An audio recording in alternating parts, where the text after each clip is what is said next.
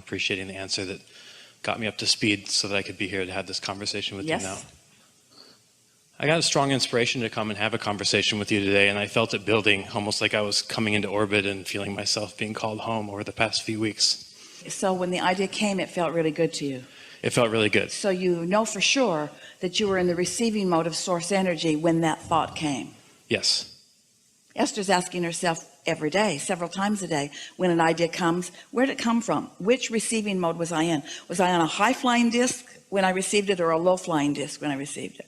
So high-flying disc, and you received a question, a topic? I've received several questions, and then as I've continued to meditate every day, and I kind of go through a practice each day where I sit with my journal and I think of different things and practice different thoughts, seeing if I can put myself in a good feeling state. And this week I just got one answer after another, bam, bam, bam. And I was like, well, damn it, I don't have a question for Abraham now. We want to offer you a suggestion, because when you meditate and quiet your mind, now you're in the receiving mode. And when those thoughts begin to download and you start receiving, that's a wonderful thing. And then if you feel so inclined, that's when you take your journal and you let the thoughts flesh out a little bit more. The sequence of meditation and then journaling is much more powerful than journaling on your way to meditation. So I'll typically meditate as one of the first things after I wake up in the morning. Yeah. And then I go sit at my favorite coffee shop and I'll get my journal out then and I'll kind of go through this exercise. One of the things that I have noticed is in my meditations, I've been meditating for over 10 years and I enjoy it and I feel really good, and I'm continuing to feel better and better through it. And I get to this really good feeling place. There's a new emphasis, because meditation has been around forever, and there are teachers teaching that more than any other topic really in this realm of spirituality and so forth. But the thing that we're wanting you to understand now, and the leading edge conversation that we all are having about meditation, is that meditation is the means to the receiving mode. That's what it is. It's the means to the receiving mode. It's the means to the expanded you. It's the means to the whole of you. It's the direct route to your vortex. It's the direct route to letting your vortex open and begin funneling into your life experience. And there are a lot of different conversations about meditation, but this is what meditation is today. This is what we're wanting you to understand about it. It's the receiving mode of what's in the vortex. And it's my joyous path to witness the unfolding of these manifestations. Let's say there's 1,000 pieces to a manifestation of something. And let's say that 999 of them are in the becoming mode. And 1 out of 1,000 is when it pops into manifestation. Don't you think you might want to be enjoying the 999 pieces of it and not just be banking on the one as it manifests into the full manifestation? We just don't want you to underestimate, and we want to over accentuate as much as your ears can possibly hear the advantage to doing anything and everything you can to get yourself in the receiving mode of who you really are, because that's the only way you are the blended being that you were born to be. That's the only way the whole of you is engaging in a conversation with someone, or the whole of you is in the process of creating something that will be beneficial globally. Yeah. And I think that I really am deliberately focusing on being on the receiving mode more often, and that is my intention behind the meditation. And as I sit in meditation and quiet my mind, I do get to a good feeling place. I'll sometimes see light, I'll feel detached, things like that. I'm not in a place where I'm receiving clear thoughts or impulses most of the time. Well, that's why we're talking to you about it, because we want you to begin expecting that. We want you to expect the subtlety at first of ideas that you know were not your own. We want you to show yourself how easy it is for you to get into the receiving mode. We want you to run around in your life knowing that you are an extension of source energy and that we are all in this together. Because anything less than that will be mediocre by comparison. And that's what I want too. Yeah. Well, it's what you've got a good deal of the time. So we have some questions for you, since you haven't come up with any questions for us yet. Okay. What makes you go to the coffee shop? Is it a habit, or is it a newfound impulse every day? That's an important distinction, because if you just go because you always go, or if you go because there's somebody there that you're going to meet, but that's a different reason than that you got an impulse from your inner, because your inner being, we promise you, will not send you to the same place every day, because the things you want are in varied location. Yeah, because I'll finish my meditation and say, well, I didn't get a strong impulse, so what the hell am I going to do with the rest of my day? So then you're not really in the receiving mode, are you? So you're acting out of habit, which is what most people do.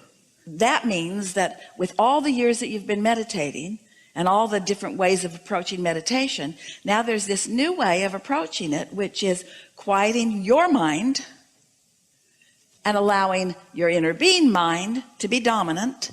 And if your mind is inactive and your inner being's mind is dominant, you will receive an impulse. So how can I tweak my meditation practice to accomplish that? You got to quiet your mind. Your mind isn't really quieting.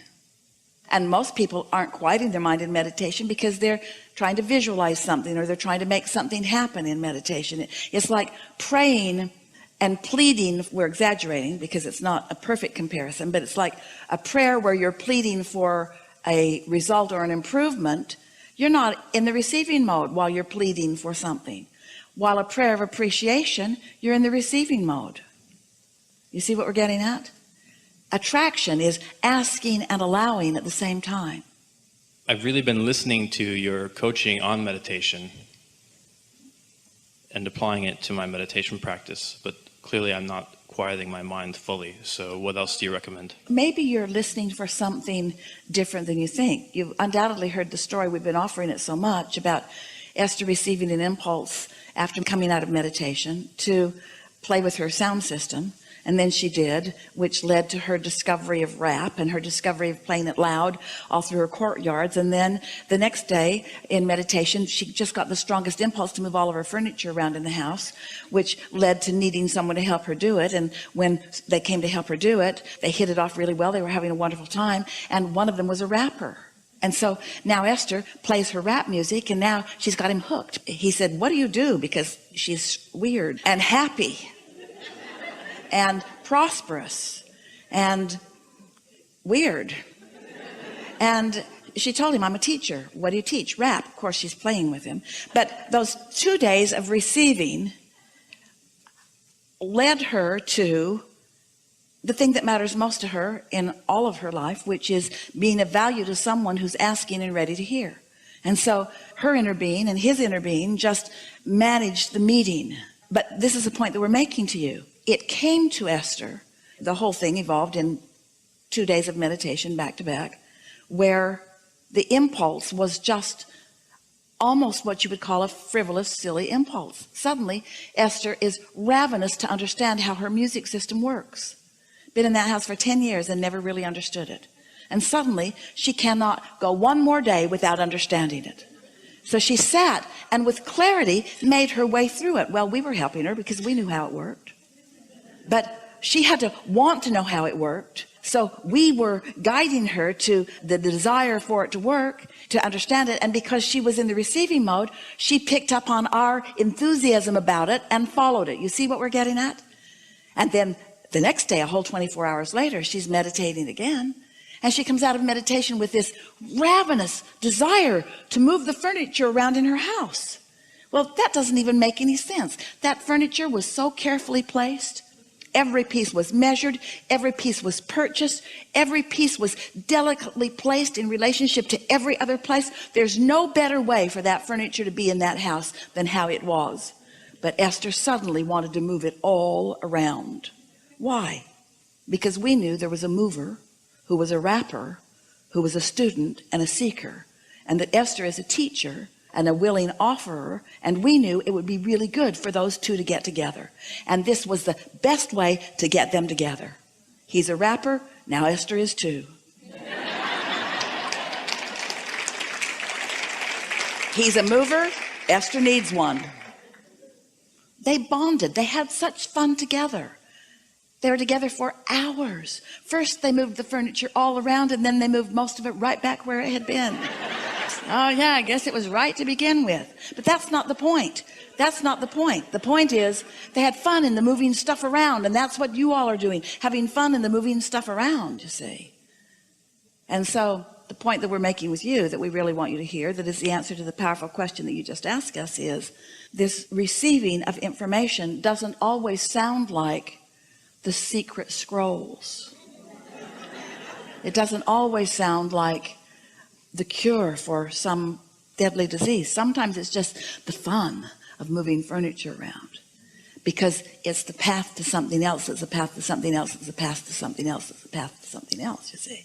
And you want to be glad for all these paths, because if you just went from where you are right to where you want to be, you'd be done. That one's dead. He wanted, he received. That's done. It's not like that, is it?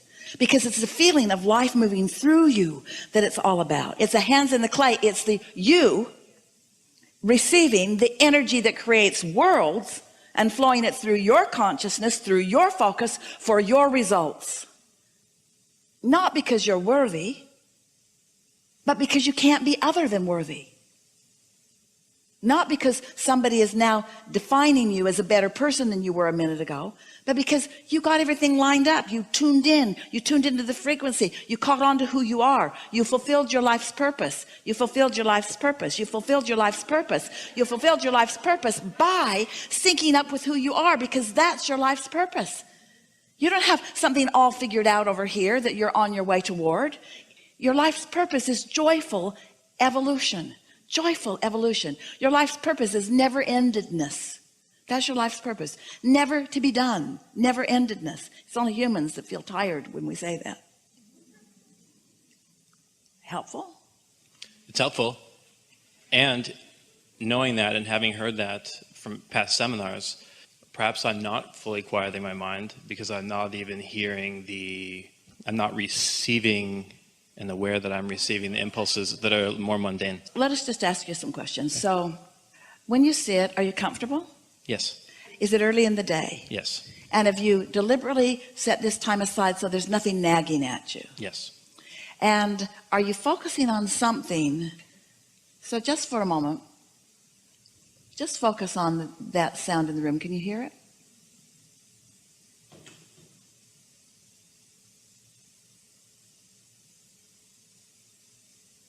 Only that.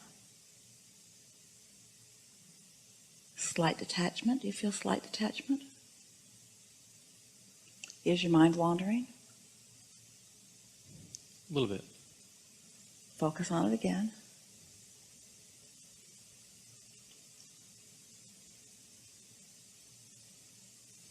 Does your body feel a little different? We're really asking all of you. Some of you are. You feel a little less aware. Harder for you. You're in the spotlight here, but feeling any impulse to move? Mm-hmm. You are? Mm-hmm. An impulse, not really a thought. Not a definable thought, just an impulse. Mm-hmm. Now, if your eyes were closed, it would be more evident to you. It's like a willingness to think no thoughts, a willingness to carve out time to do nothing, a